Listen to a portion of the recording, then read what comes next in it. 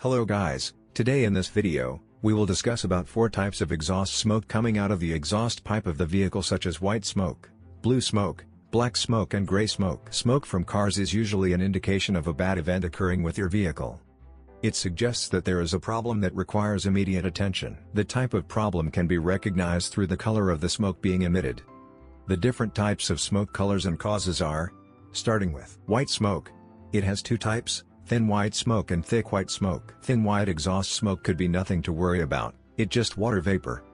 Depending on the outside temperature, like cold weather. Thick white smoke from exhaust indicates coolant or water leaking into the combustion chamber. This causes a bed head gasket, and cracked engine block or cylinder head. Blue smoke. Blue smoke from exhaust indicates the engine oil entering the combustion chamber and burning along with the fuel.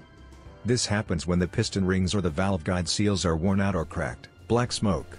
Black smoke from car exhaust is caused by incomplete fuel combustion due to excess fuel reaching the combustion chamber. It is mostly due to an imbalance in the air-fuel ratio. This is due to clogged air filter, damaged sensors, fuel injector leak and faulty fuel pressure regulator. Gray smoke.